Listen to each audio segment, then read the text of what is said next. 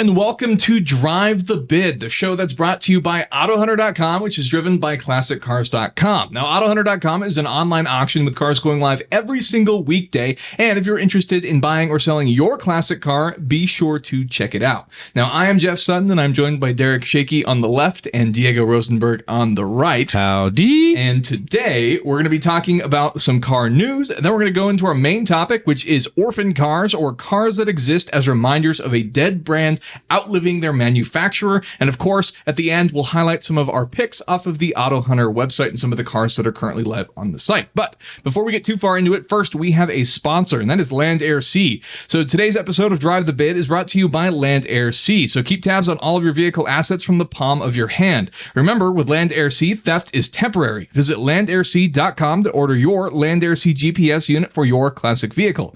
And as always, I will leave this on our Camaro to make sure it doesn't get stolen during the video podcast. Never be too careful. Or at least we can track it down. All right, let's get into our first topics with the news. So I'll go ahead and go first. So this is your starting lineup for the 2024 Ford Raptors. I try to make it as like sports arena sounding as possible.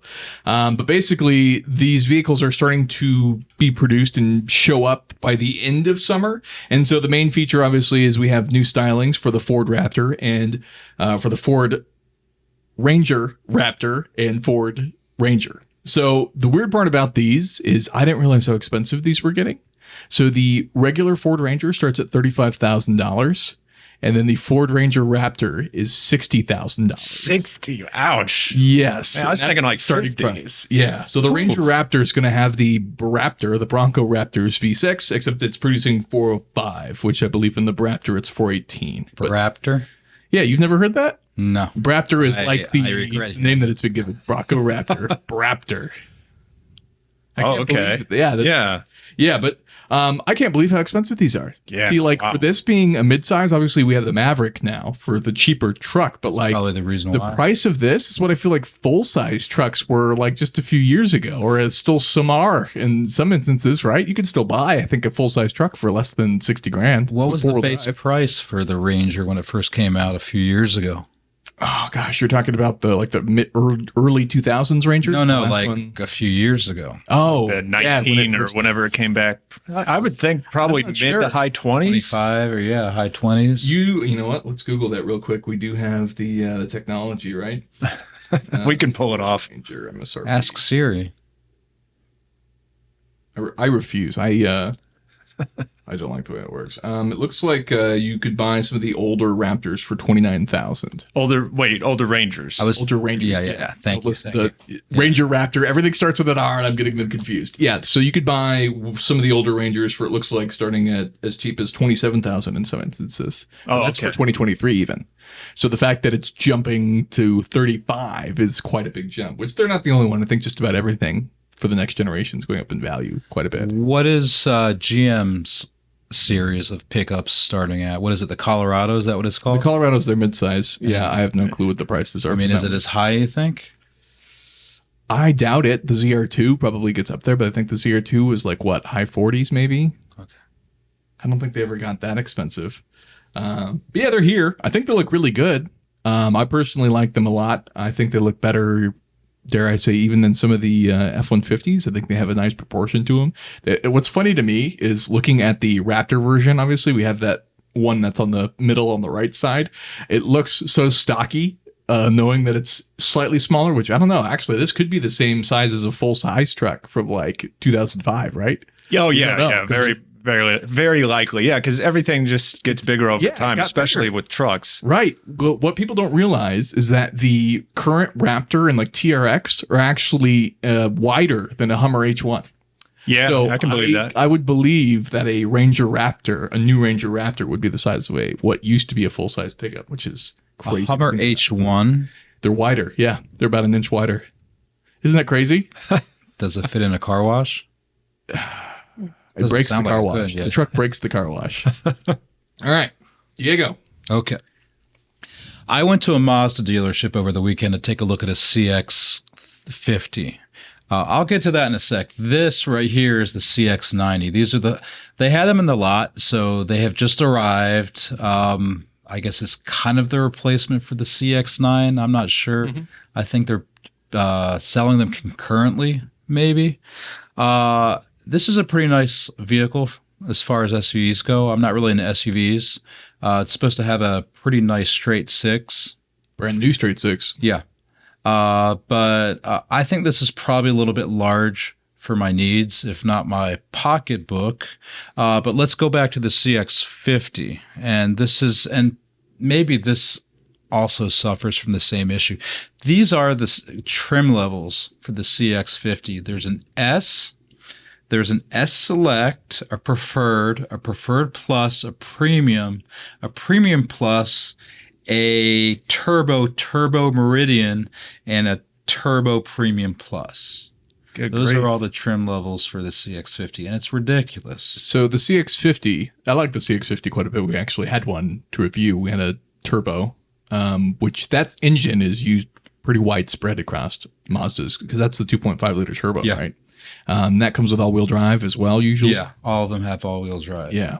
That engine is widespread across Mazda's lineup. It's a pretty fun engine, but in the SUVs, it can start to lose some of its luster because it almost seems like you need to get that engine because otherwise the output is that's part of the problem. I think anemic. With the turbo, it's high 30s to start, more or less. Okay. And I think that tends to price out a lot of people. It may price out us. We haven't checked it out. We're just hot and cold. You could always buy a $60,000 Ranger Raptor. Yeah, I don't think my wife would appreciate it. I would love to find a Macan, a cheap one. Oh yeah, those are cool. I love Cayennes. I just don't like the idea of buying German cars used. No. You look into the first gen Cayennes when they overbuilt them. Or a 944. I mean, you know what it's like owning one of those. Yeah, but which I mean, they're supposed to be able to make it to 250,000 miles. I'm just saying, use German if you want CarPlay, you might have to do some modifications. But I had a Mini Cooper used, and I hated it. German cars are made to be leased, not owned. Different though. I would say some of the like weird German stuff, like Mini Coopers. I'm not sure it would qualify as the same as like buying a BMW though. Messerschmitts are definitely weird, but that's like a totally different microcar. Bizarre segment, but the CX-50s are cool. For an SUV clearance than a CX-5, so it is different enough. I don't know if the CX-90 offers the same differences from a CX-9, but I mean it's a 3-row. I don't know. I mean maybe I should go test one out just for blanks and giggles, just out of curiosity to see what it's like, see what the engine's like, but. At the same time, they have this push of Mazda moving up market, and it just doesn't really make sense to me. But they're doing it. The interiors have been up market. I mean, I think they've always kind of positioned themselves that way because the Mazda 3 we had recently was priced at like $35,000, which puts it kind of against the Integra, which is a much bigger car. Yeah. So I don't know. It's a strange world right now at Mazda, I think. Yeah, I think there's a lot of advantages. Personally, I prefer Mazda steering to a lot of like generic traffic vehicles. I think Mazda makes it more entertaining to drive. Their interiors also seemed better designed to me. Everything felt more functional. There was like padding in places that I appreciated. I don't disagree, but it's not a Lexus or an Acura or anything like that. Now, if they want to play the dual roles, like have one foot in one, like a regular camp and one a little bit up market, sure. But it's just it's an unusual positioning. And again, the trim level thing, their game, they need to change it. Time for Mazda to create their own sub-brand like everybody else and have a new luxury brand. Like Cosmo. Oh, what was the no? Just bring AutoZam to the U.S. Let them be the luxury brand. What was the one that they were going to come out with? Was it Unos? Was that what it was called? Unos was the Miata before it. Okay, but they were trying to have an upmarket brand, and they decided not to do that. I mean, 20 years if ago. you look at Japanese-only brands, obviously AutoZam was Mazda. Unos, they called it the Unos Roadster over in Japan, but we know it as the Mazda Miata. Well, and didn't they try in the 929 Millennia? Wasn't that? Yeah, and that's exactly. But I think they were looking into having its own dealer network, and eventually it just didn't happen. Probably for good reason. I mean, they're just a much smaller company. They are, yeah. I like what they're doing, but yeah, you'll have to keep us updated as far as what route you decide to go down. All right, Derek, you have a Mercedes. Yes, going back to German cars. So this is, in a way, the end of an era coming up in August. Mercedes is going to discontinue the CLS four-door coupe, you could say. Yeah. Just about to buy one for 2024. Well, you could still get your order in. You got time. So they're going to kill it off because it shares underpinnings with the E-Class, and Mercedes is going to transition to an all-new E-Class, the 214 series. So this is the end of the line for the CLS. But as if you're familiar with modern Mercedes vehicles, it's definitely not the end of that roof line, because so many Mercedes and even their, what do they call it? Their EQ electric sub-brand use a similar design, like the EQS, the EQE, they have that same basic four-door coupe look to them. Not quite as sexy as this, but they've really adapted that design across their range. And adding on to that, the AMG four-door coupe, that's still going to be in production. You're just talking about like the AMG GTS or whatever it's called. The GTS 63. That thing's huge. You see one of those in person? Yeah. The what's the official name? AMG. I think it's Mercedes AMG GT. You have to include Benz in there. I don't think. No, it's Mercedes. Did it really abbreviate it differently? Yeah, that changed a while ago. But yeah, it's kind of like the EQ sub brand. It's like there's Mercedes-Benz, Mercedes AMG. Letter, by the way, I think there's another EQ like B or something like that. That's AMG plus, kind of like LGBT plus. Yeah. So speaking of, if we're going to criticize their names, I would also like to point out that none of the numbers make sense anymore either. All of like the I think there's a CLS 450 which is currently on sale, and yet it's got a 3-liter inline six. That's not the first time they've done that, though. Well, no, but if you go back to the 80s and 90s, the numbers used to make sense, and then even up until recently, a lot of the G-Wagon numbers usually corresponded to the engines they had as well. So it did make sense. And then just somewhere along the way, they decided it doesn't really doesn't matter. So, but it's a nice vehicle. It's funny how much Mercedes has changed all these like colors and the scents and stuff that they've started adding over the years, all the gimmicks in the interiors. Yeah, it looks like a nightclub on Venus or something. Does, yeah. That's a good way of looking at it. I like it, but I can see where some people would think it's a little tacky because it's, depending on how you set it up, it can be quite a bit at night. There's it's definitely not what you would call understated. No, which is typically not the Mercedes way, right? They used to be a company full of beige, silver, black, and white cars. Yeah, I really dig the old designs. I mean, the new ones are attractive, but yeah, they've definitely lost some of that low key character. And that's the original one. So they've spread the CLS out over 3 generations, and it really made an impact in the industry, I think, because it seemed like after the original one came out, other brands raced to come up with competing models. And I would say, I don't know if you can directly trace these to the CLS, but there's a similar design at play when the manufacturers started making SUV coupes. It wasn't enough to just have a traditional upright SUV or crossover. Then they started giving them fast roof lines, decreasing the first capacity. With the SUVs like that. That was BMW. And I think that took a long time to gain traction and a long time for other companies to start copying it. I don't know the exact first one, but it seemed like BMW was pretty early on with that. 1995 or something like that. And then they also had the Grand Coupe, the 5 Series Grand Coupe around the same time, which is ugly. Well, yeah, they had the GT models of the 3 and the 5, and then they came out with in more recent years the Grand Coupe versions of like the M8, which is very much like that design. The 5 Series GT is the one I think I was talking about. Oh, okay, yeah, that was kind of like a 5-door, like a tall kind of hatchback or something. Strange proportion. I will never understand the appeal of this. To me, it just feels like I'm looking at a German land yacht. The other thing that bothers me about these, at least the blue one, Mercedes was using the word coupe to describe it, but not coupe. Four-door coupe. Right, four-door coupe. So it's not the description we think of typically in the U.S. as a coupe, which is a two-door, but the French version of coupe, which means essentially like shortened four-door. Yeah, I mean, there's definitely a whole, marketing spin to it.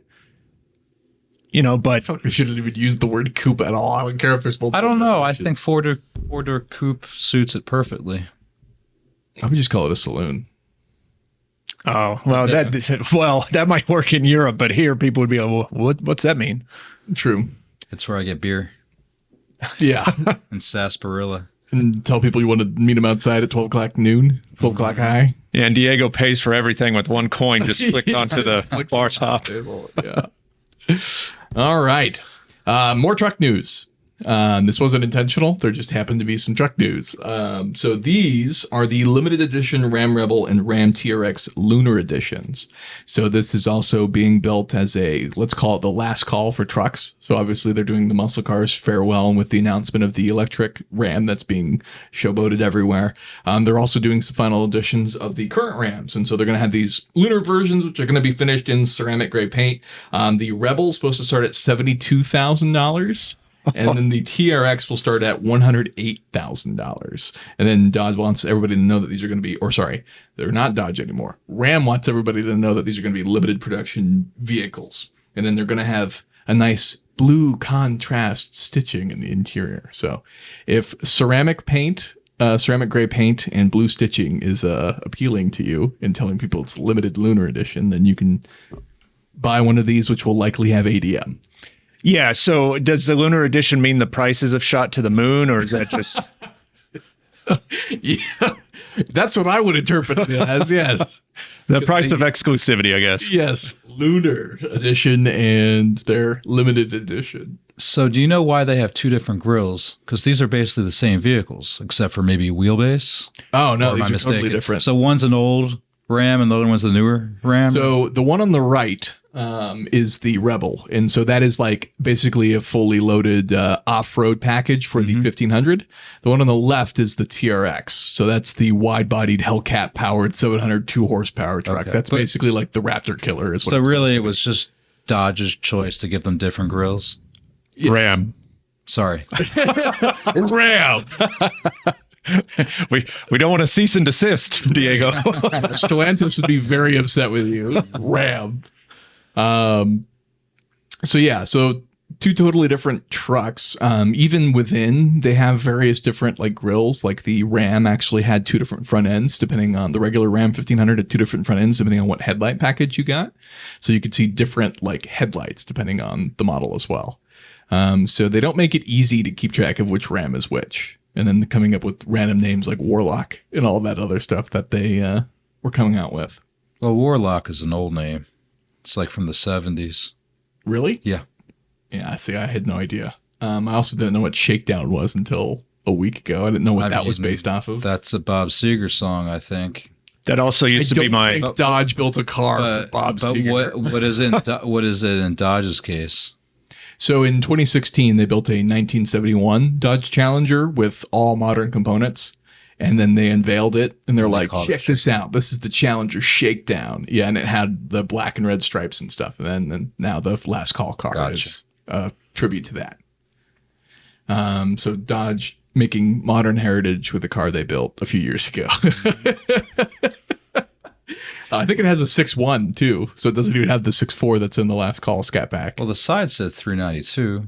Yeah, so it's a 6.4. Okay. All right. So with that, we will move on to our next segment, which is our main topic, which is orphan cars. And with that, I'll go first. This is a Jaguar E-Type. You finally really did it. Yeah. So Jaguar is not actually a dead brand yet. Oh man! But they may be on their way. So obviously, all of the E types, aside from just this being, but all the E series cars need to be saved and remembered as orphan cars when Jaguar dies. When? I just want everybody out there to know that I am here under duress. I was forced in here. I do not know this man. Kind of a joke. It was kind of a joke. All right.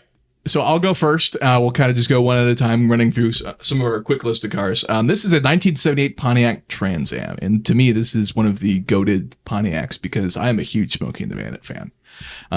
So I will forever love this car. And these are amazing. And I will have one, and I will LS swap it with a Tremec 6-speed, and I will drive it everywhere and buy beer from different states and bring it back. That is my end game for one of those.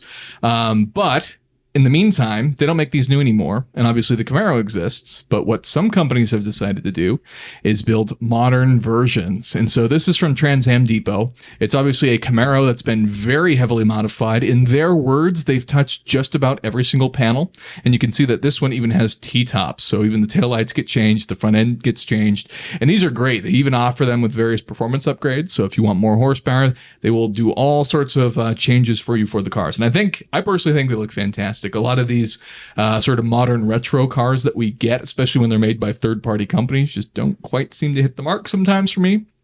But this one really does. We actually got the feature one that was owned by Gabriel Iglesias that ran through Barrett-Jackson auctions. So we have a video on the AutoHunter side featuring that car as well, if you wanted to see more about them. But very cool cars. I think they're cool that they exist anyways. And I would buy one of these if they weren't very, very, very expensive. Well, if you ever do get one, Jeff, do me a favor and just go somewhere and order a Diablo sandwich and a Dr. Pepper. Right. All right. Next is semi-sentimental for me is the brand Triumph. So this is a Triumph TR7.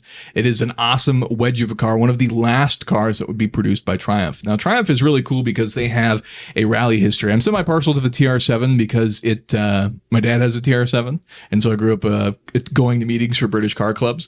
This is the rally car version, and the funny part about this is a TR7 rally car, but what they did for the TR7 rally car is they put a V8 in it. But then the next street car that would come out from Triumph would be the TR8, which would get a V8. So basically, there's tons of cars where this is the case, where they built one version of a car, built a hyped up version for the race car, then turned that race car, detuned it, and turned it into a street car, which is the case here. But it's unfortunate that Triumph no longer exists. It started out as the same company as the motorcycle company that still exists today. Then starting somewhere, I want to say in like the 30s, they started to not do so hot with their cars and then would go and get traded hands several times, including being owned by British Leyland. And they would just go through a bunch of different ownership until eventually they would cease to exist after the TR8. But they built a ton of cool cars, lots of cars which participated in rallying, lots of classic British roadsters in terms of like the TR3. The TR6, I think, is a looker. That's probably one of the more attractive ones that you'll see quite a lot at car shows. I don't know. I just think all of the Triumphs are very quirky and unique and have fun styling that just make them stand out a little bit more. And of course, the iconic Spitfire, if you wanted a car that's named after an airplane, aside from the Mustang, that you can go and do a livery up like it's from World War II. Perfect car. So I've always appreciated the British cars. All right.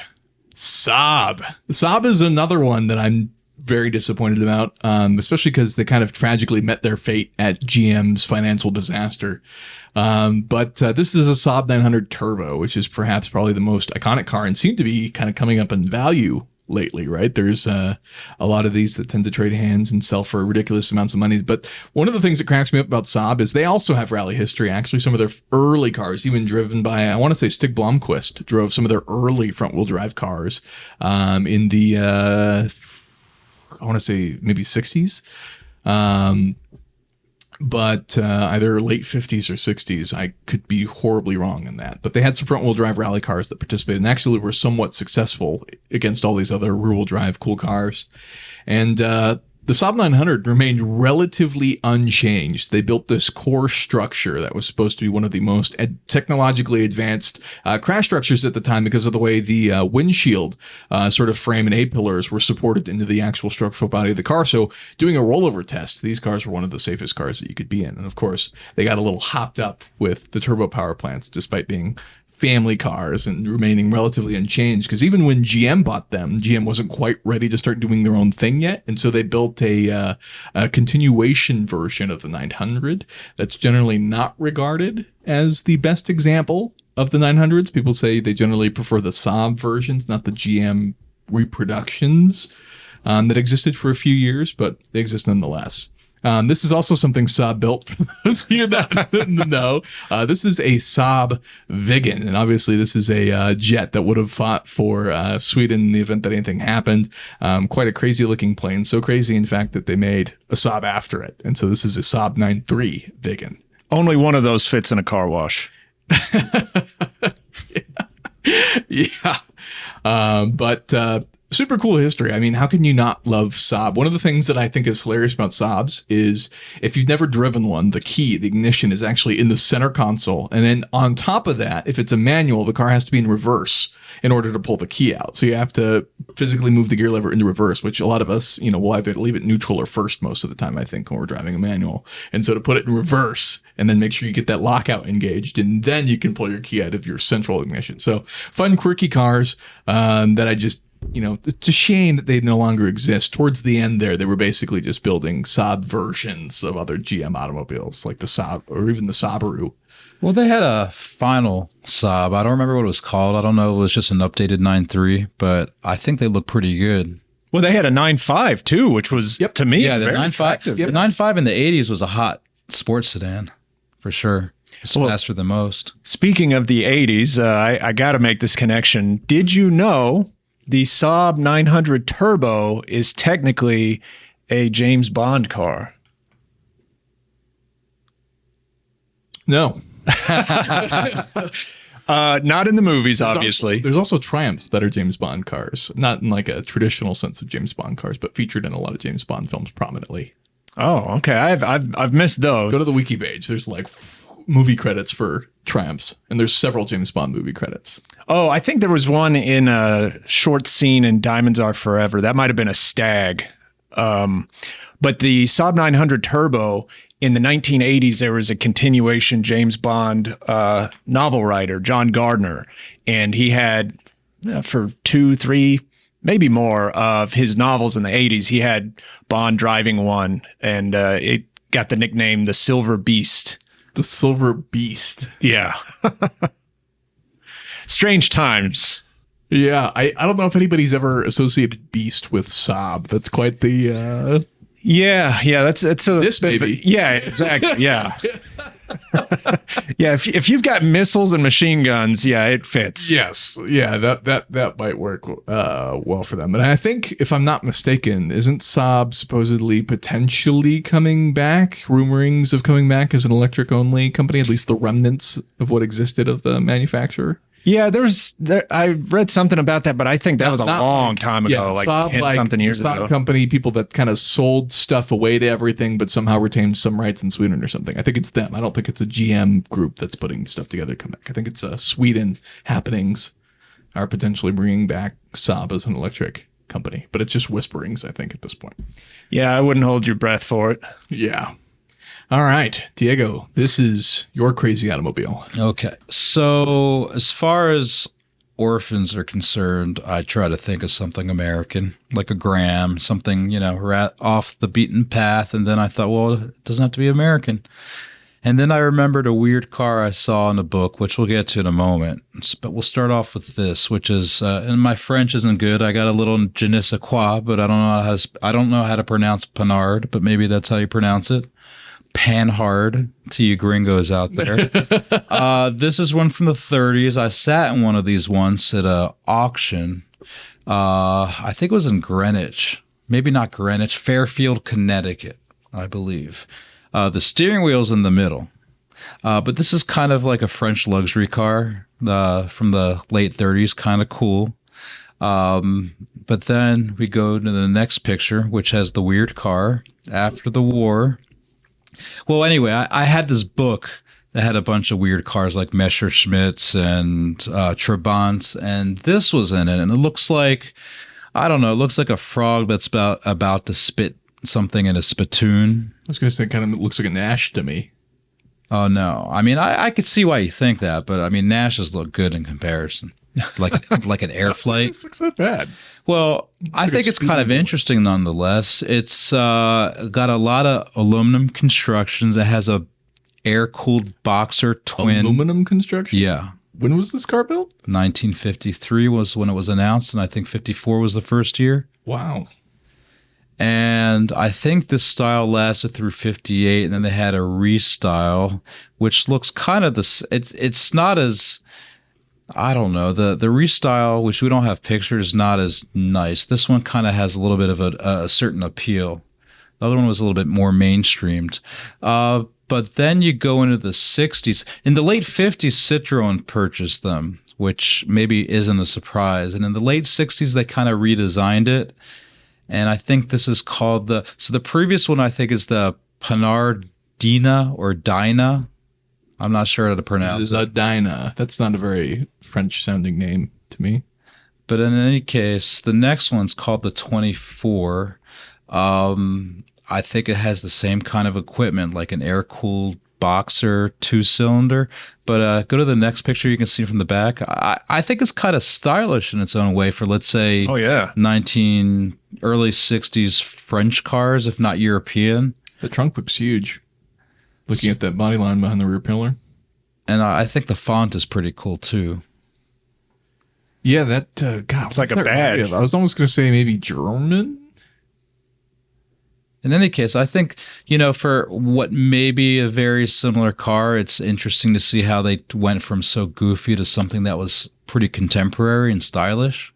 Yeah, I would almost say that it looks pretty advanced. It looks like something I would expect from a concept car, not necessarily something I would expect to make it into production. There's a lot of very unique, exciting details in this car. Yeah, it's a looker. I went to school in Nashville, and downtown on a side street, I saw a bunch of Panards trashed. And maybe it's one of those things that made an impact on me besides that book that I had when I was a kid. But there couldn't have been many imported in the U.S. I know there were a few. Obviously, I saw a few of these, but they were trashed. They were just in front of a shop that had also a trashed Citroen. So obviously, they were into foreign cars in some way. But I'm sure Panards are pretty rare compared, let's say, with your average Riley and any other car that was imported in the 50s. Yeah, you know, what's interesting is I'm not sure I've ever seen one of these in person, like just a Panhard. I mean, I've seen plenty of Panhard military vehicles. I don't know if that's the same association, but I'm not sure I've ever seen one of the cars. I mean, I've seen Alpine A110s. Mm-hmm. You know? Yeah, for sure. And of course, the suspension, there's like a Panhard bar or something like that. That's this company came up with. Oh, really? Yeah. Interesting. Although, surely a long time ago. Probably 100 years. Do you know if they have any like racing background in anything? Or yeah, there's actually one of these that was very aerodynamic. It looks like a bullet. No, this one looks like a flattened bullet. It's actually kind of cool. I don't know the name of it, but I've seen pictures of it. The other thing I wanted to point out is, are those windows in the A-pillars? Yeah, it is. That is bizarre. There are some modern cars that it would be nice to see that incorporated into, especially the rear pillars, because there's so many blind spots in a lot of modern cars to meet rollover standards that they have these thick, like even A-pillars are so thick that sometimes it feels like if people are in the crosswalk, there's this big visibility point where you can't see anything. Would be nice to see that. So take note. This is like, what, a 30 something? I think it's late 30s. Yeah, this thing is... I also like how it almost looks like a cartoon car, how they like over dramatize. Mm-hmm. I mean, this is like, you know, some of these Art Deco French cars. One thing that's pretty interesting about them is the way they use paint to accentuate or at least create styling. Sure. Oh, this has the doors. It's got suicide doors in the front. Is that what I'm seeing? I mean, it's pretty common back in the day. To put them in the front? I mean, I don't know. So suicide doors, period. I mean, if it was a two-door... The doors could hit each other, technically, right? The doors will open towards each other. Oh, yeah. Yeah, that's odd. Instead of away from each other. If this didn't have a roof, it makes me think it would look perfectly at home scaled down on a merry-go-round. Like, sure. Yeah. It ties into that whole cartoonish quality. Well, in the headlights, to me, kind of make me think of like the Grahams, how they had those big, similar shapes even to... cover them, like the shark nose. Yeah, very interesting. Yeah, I didn't even know these cars existed. Good pick. A brand that you'll only see in certain places. yeah, exactly. Okay, so moving on with the whole orphan car segment. If you don't know already, that's a Plymouth Prowler, and I tried to pick cars. That's a 32 Ford. I know better than that. Well, and that's part of the story behind these. Obviously, these were inspired by retro cars, and in particular, the 32 Ford Hot Rods. Just such I'm not a Prowler guy, but I respect the fact that Chrysler or that Plymouth went for it with this car, and I appreciate the fact that they were actually able to put it into production. I mean, because it's such a wild, out there, impractical car. You have the and then you could get the optional trailer, crazy color, the staggered diameter wheels, 2-seater. Mm-hmm. Now, of course, the common complaint about these is they didn't put a V8 in it. It was a pretty ho-hum 3.5 liter V6. Complaint. Yeah. And they used a lot of parts bin components for this. If they didn't have the parts bin, they wouldn't have produced this. Exactly. And that's out of necessity. They had a V8 that they could reasonably get into the car either, because I think the only V8 engines were the trucks, right?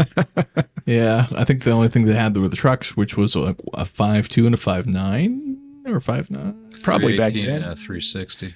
5.9. Yeah. Engine options were not great. Yeah, and I get why people knock it for that. And I was hooked up to a 4-speed automatic. But I mean, just in terms of a styling exercise and for something that just looked like nothing else out on the road, I love the fact that these exist. Now, you were telling us the other day you did a video. Yes, shameless plug. There is a Hellcat swapped Prowler. So if you want to see what they should have built, we featured a Hellcat swap Prowler that was also at Barrett-Jackson, and that required a lot of custom work, obviously, for them to shove that engine into a Prowler that even cut a hole in the hood and the supercharger sticks out. I'm surprised they didn't use the trailer to put the rest of the engine in. Yeah, honestly, it would have made sense. Because it's a lot of motor. It was basically, I think what they did is they had a Hellcat motor and then assembled the Prowler around it. Yeah, that sounds about right. I mean, you'd have to. I mean, there had to be so much custom work for that. Oh, yeah. I think it had a custom carbon fiber drive shaft, and they even got creative and used what may be considered heresy, but they had a GM TH400. Oh, okay. For the transmission. So, there's some stuff that people may or may not like, and I think they even had some aftermarket panels, which is kind of crazy because these front sort of nose panels on the Prowler were replaced with some more aggressive ones that had some extra like heat extraction stuff or something like that. And these got customized quite a bit. Obviously these front bumpers and stuff, and some of the wheel covers even people were removing to make them look a bit more traditional hot rod-esque, which obviously would have had to come on there from Chrysler to meet crash standards and all sorts of safety standards and things like that. But these are great. All the colors for Prowlers are fantastic too. Yeah. And it's odd because they started off as Plymouths, but by the time they were discontinued in 2002, they were Chryslers. Chrysler Prowlers. Yeah. Very odd. Yeah, but just such a distinctive vehicle and that was around that time when manufacturers were making these retro inspired, sort of throwback vehicles. Mm-hmm. Just such a distinctive special vehicle, even if it is underpowered. Yeah, and I think a lot of these actually got put into collections or kind of like were owned by people that weren't driving them very often. So I think you'll find that most Chryslers are generally lower mileage vehicles, which is why they've kind of maintained a higher value of around $30,000, kind of similar to like the Ford Thunderbirds. But cool cars. Oh, yes. Speaking of cool cars, I've always been a fan of the Studebaker Avanti, the early ones. These lived on in various iterations over the course of decades, but I really like the original ones. Now, I can't say it's a sexy car. There's no real sex appeal to this. Like a 60s way. In like a groovy, tight eye. I think it'd be sexy to an architect.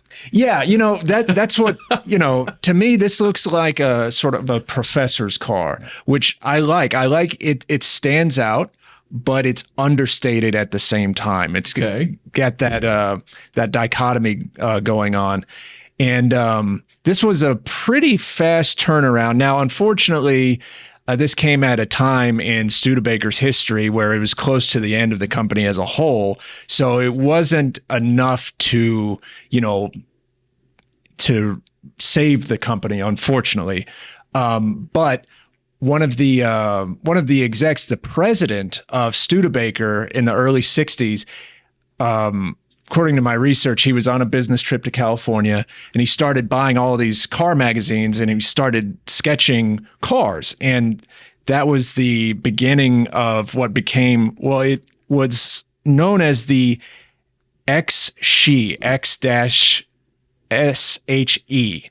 So I guess Shiekhi. Anyway, it ultimately became known as the Avanti, which is the Italian word for forward. Anyway, he came up with the basic idea, and then he contacted the industrial designer Raymond Loewy. I don't know if I'm pronouncing that right.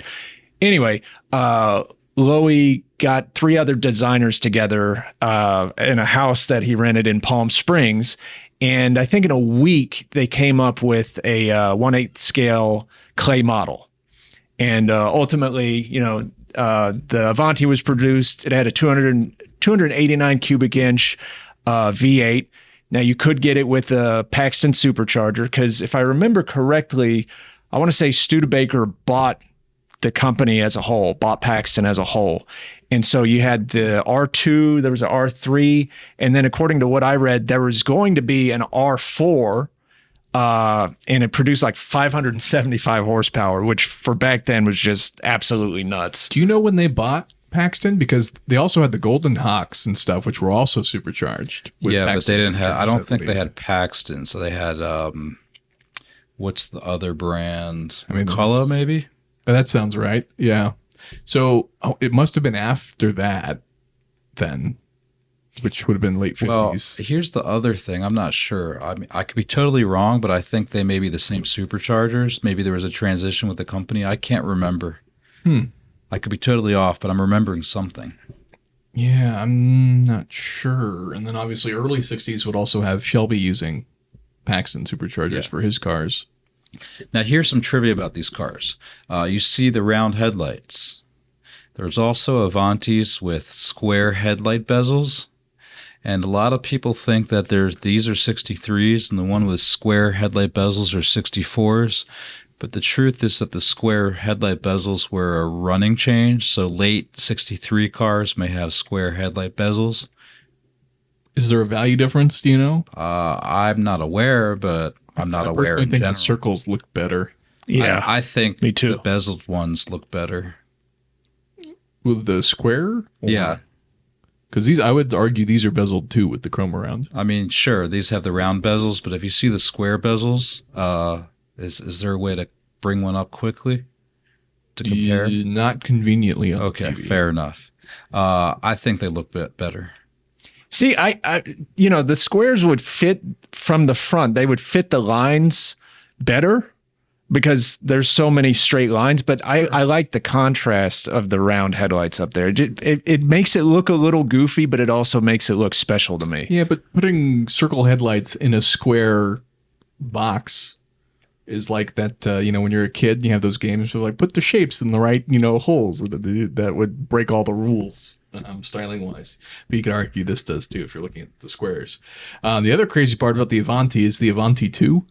So after Oh man, after Studebaker went under and the Avanti no longer exist, a Studebaker dealership took it upon themselves to continue producing the Avanti under the Avanti 2. Actually, they did this before Studebaker went out of business. Oh, really? They just picked it up right off the bat? Because this ended in 64, and I think the Avanti 2 first came out in 65. Yeah, maybe 66, but Studebaker ended in 66.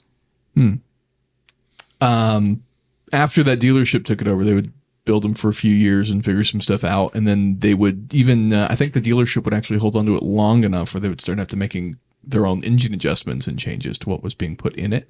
And then it would go on to, I believe, change hands maybe one or two more times into the 90s, producing various versions of Avanti 2s, which changed. And as the production for this went on, I think they got worse and worse with each iteration and each change of ownership, the sort of build quality of these cars, sort of wheel gaps became more apparent. Different stuff changed on these over time. So you'll notice, like, I would say, like the newer, the Avanti 2, generally the kind of more it is in terms of aesthetics, and you probably can't beat the original Studebaker Avantis.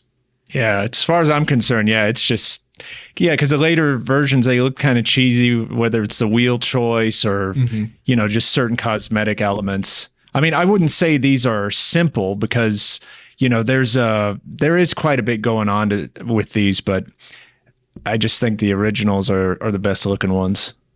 I also just realized how much sort of the roofline reminds me of the Jensen Interceptor, and then the this rear quarter and the little headlight reminds me of the Volvo P1800. Oh, I get that. Yeah, definitely. All right. Here's your engine. That's an R1 standard 289, 225, no, 240 horse. I'll take your word for it. Well, here's another Pontiac. Now, I do love the ones you love, Jeff. Shout out to my father-in-law. He used to have a 79 Trans Am. Good man. Yeah. Oh, yeah, he is. I have an affinity for the 4th gen models because, you know, like a lot of, you know, boomer generation people that have a sentimental connection to the older Trans Ams. I'm kind of the same way with these because when I was in high school, there were some, you know, kids, you know, the athletes and stuff. There was some of them that had, you know, these 4th gen F bodies, whether it's a Camaro or a Trans Am. So I remember seeing those in the high school parking lot. And what I really like about these, I mean, particularly, I do like the anniversary editions. They had the 25th. Wheels. Yeah. And then, so this is the 30th anniversary, but they also had a 25th anniversary that had white wheels, a blue stripe, and white seats. Just very out there, not for everybody, but I like the fact, I mean, it makes it more exotic. Most people who like white seats have never owned a car with white seats is generally the rule of thumb. You don't realize how quickly white seats get dirty in the effort to keep them clean. They look so good when they're brand new, but the minute you start using them, it can go downhill. I don't blame you. I've always liked specifically like the WS6 Firebird, plus it was the introduction of the LS1. Yep. Which we all know deep down, Derek, you just want to live your twin turbo LS fantasies by buying one of these. These crack me up, the anniversary cars, because the blue wheels looks like some horrible aftermarket modification, but it's actually a factory equipped thing for the anniversary cars. I just never understood it. Yeah. I mean, I guess you could say it's a very of the time kind of choice. I mean, it reminds me of those, the valve stem caps you can get at like a Pep Boys or an AutoZone, and they just made the whole wheel out of that. Yeah. But, you know, as a Mustang guy, you know, what I really appreciate about these is there's an obvious aggression to the, you know, more powerful versions of WS6s. You know, you got the twin nostril hood and all that. But at the time, you know, Ford had the 4.6 modular V8, you know, which was cool, but it didn't have the displacement of the LS1, you know, 5.7, yeah, or the horsepower. And at the time, you couldn't get a 6-speed Mustang, but you could get a 6-speed in a Trans Am. Yeah, the Firebirds and Camaros, especially towards the end there, the late 90s, had a lot more to offer, I think, than a lot of the other muscle cars. Just the pure power and everything that they were offering it was a lot. Because obviously you were limited to a 5-speed, and that 4.6 only had 260 horsepower for comparison. So that gets romped on pretty hard by a 300 plus horse LS. Well, I mean, you could get the Cobra, but obviously before the Terminator versions in 0304. You could get the Cobra. But even that had a 5-speed, I think. 305 horsepower. I think the first. So the 2000 Cobra R had a 6-speed, a 256, and then I think the 0304s. And I think those were the only Cobras with 6 speeds. Yeah, I'm excluding the Cobra R because that was $150,000. Yeah, that was on a different level. But the regular SVT Cobra, I think when those came out, the late 90s, I think Ford stated they had 320 horsepower, but then they got in trouble because they were overrated. They're underrated. Overrated. Yeah. And then, of course, yeah, 0304, you had the 6-speed IRS Terminator Cobras. But, these ended in 2002, so they didn't line up. You never had that direct rivalry in the same model year. Yeah. Would you say that the Camaros got terminated? That the Camaros got what? Terminated? Yes, but not by Ford. Oh, man. The LS-powered Firebirds actually carry quite a value. Yeah, but even with that, obviously, they've gone up in value. But in the grand scheme of things, I mean, you still get a healthy amount of horsepower for not a ton of money. It seems like everything's gone up in value anyway. But yeah, you can get, stock. Yeah, the let's say the Camaro SS was 325, and I guess the WS6 was the same amount. I mean, that's decent amount of horsepower, big engine, lots of upgrade potential, lots of aftermarket support, and if you spec them right, just very aggressive, very distinctive. Yeah, lots of twin turbo abilities. I agree. you got twin turbo LS on the brain. Yeah, options for horsepower increases. All right, so with that, that's the end of our main section. Now it's time to move on to highlighting some of the AutoHunter cars. Oh, you were also up first, sir. I'm sorry. I didn't plan on you talking back to back, but here you go. No, that's fine. Going back to James Bond, it's no secret around here I'm a big James Bond fan, so that's why this stuck out to me. Mm-hmm. This is an 02 Aston Martin Vanquish. 02 was... Vanish, sir. Yeah. Well, there you go. Yeah, that's the James Bond connection. So this was the same model year that the James Bond movie Die Another Day came out, 2002. It's Pierce Brosnan's last installment as James Bond. And yeah, that was, among other things, that was the standout gadget on this, was what they called adaptive camouflage. So it used these little cameras all over the car to reflect what they were picking up on. And then it was an invisible car. So you could hide from the bad guy in his Jaguar XK8, which is also an Orphan brand. Just had to hit it again, man. Yeah. So not the best James Bond movie, but such a great looking car. And this ties back to one of our earlier conversations. To me, this seemed to be the template that Aston Martin used for subsequent models for, golly, a decade, maybe more. I think they milked it a little too much, but it was such a great design to use because it was tasteful, it was curvy, it was distinctive, but it wasn't too try hard. There was a certain element of restraint to this. So this particular version is on AutoHunter.com. It's when this episode comes out, it's still going to be up for auction. This one has 23,000 miles, black trim, black 19-inch wheels. And then it's got the 6-speed automated manual and, of course, 5.9-liter V12 under the hood. And inside, you've got this two-tone interior with these beautiful gauges with cream dials. And then I love the two-tone steering wheel as well. Just a great color palette, and that James Bond connection just makes it even more of a special car. Yeah, there's a lot of fun buttons in there. Be careful which ones you press unless you got bad guys chasing you. Yeah, well, and this was, I think this was the first car that you could send back to Aston Martin to get fitted with the 6-speed manual. I think that started that whole kind of, I could be wrong, but I think it started that whole, what do they call it? Q-Works, where you could send it back for upgrades like that. Yeah, which would get carried over into the 177 as well. Mm. The Q options and Q editions of cars. Which is pretty interesting. I imagine that came after Aston Martin realized they were losing a ton of money again. Well, we need ways to make more money. No, it always helps, definitely. Yeah, a brand that's constantly been on the verge of bankruptcy.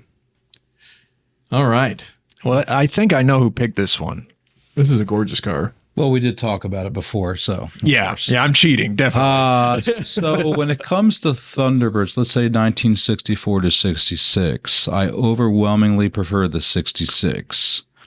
So here we have a 65. So why this? Well, 1965 was 10 years after the Thunderbird debuted, and Ford introduced this special spring Landau version that came with Ember Glow paint and parchment vinyl top and interior. So it's kind of an unofficial 10th anniversary edition. And one of these is on AutoHunter right now. I think it's just a very stunning color combination. Mm-hmm. Oh, yeah. It looks like it might even be semi-color matched in the wheels. Right? Yeah. There's a little bit of that. Except for the ones that are there. One of the pictures has a missing wheel cover. Ah, shoot. Well, yeah, right here you can kind of see. This is a really pretty car. I'm generally not a fan of Landau tops, especially. Yeah, I'm not either. Cars. I'm not either. But I mean, I've seen tackier. I mean, let's say 68 Thunderbird, the redesign after this. That's definitely where the Landau gets a little tackier to me. Yeah, I mean, these are cool. I'm a big fan of the first 3 generations of Thunderbirds. I think they're all really pretty. This is the first year for sequential taillights too. Very nice. Those look very similar to the ones that were on the GT500 and the 1968 Mercury. GT500 and the California Special and the High Country Special 1968. Well, and then there's the Mercury, right? The Mercury Cougar donated its taillights to the 67 Shelby. Right. And I don't quote me on this, but I think 68 and beyond Shelby's had sequentials, but 67 did not. Don't quote me on that though. I think that might be right. The interiors of these types of cars, there's just the way they built interiors in the 50s and 60s, I think is just unmatched. It seemed like there was a lot more attention, a lot more art that went into the design. And it seemed like we kind of made a little bit of a switch to functionality as we went on later. Because, I mean, it just looks like you're piloting a spaceship, honestly, for a lot of these cars. You know, obviously a lot of the Thunderbirds even had turbines for the previous generations. To these had the turbine taillights, which look fantastic. And this is just, I think this interior is no exception. It's fantastic. Just looks great, even though it's probably not that useful, I would imagine, in terms of how accurate it is or how easy it is to read some of your gauges. But this is a 390? It's a 390. That's the only engine they had available. In 66, they introduced a 428 as an option. Wow. And in 68, with the redesigned one, I think they had a 390 standard and a new 429 as an option. It looks like this car is an AC car? Probably. I imagine more cars had AC than the smog pump on the top and then the AC condenser below, right? I don't know. I'm not really sure if they had a smog pump in 65. I'm not sure what that is in the top. That I could be AC too. I don't know. Actually, I think that is AC. That looks like a compressor clutch. Cool. That's a very pretty car. To match the theme of our episode, this one's ending a little bit sooner than later. So once this comes out, you're going to have to be quick to jump on AutoHunter. This car ends on Friday. But this is a 1977 Triumph Spitfire 1500. So for those of you that don't know, the Spitfire came with 3 different engines, with the 1500 being the bigger last run of those engines. So this is a later car. And unfortunately, due to those pesky smog restrictions in the U.S. version of this car, I think it had a whopping 53 horsepower. So you could expect a brisk 0 to 60 of around 16.3 seconds. Could be improved with a wind behind you and maybe going downhill. Do they call these the Spit Embers instead of Spitfire? Yeah. But this car is currently on AutoHunter. I figured it was what other better way to show some of the displays of what we were talking about today than to find a Triumph. So these are some examples of all of the cars that are currently live on AutoHunter.com. So if you're interested in these, and obviously there's a ton more cars currently on the site than just the ones we're displaying. It's no coincidence that we had just a few cars that are great examples of what we talked about today. But if you guys are interested, don't forget to check out AutoHunter.com, which is our online auction with cars going live every single weekday. And so with that, we're going to say thank you so much for watching this video. If you enjoyed it and could hit that like button for us, we'd really appreciate it. And of course, get subscribed for more content like this in the future, and we will see you guys next time. Thank you so much for watching. Thank you.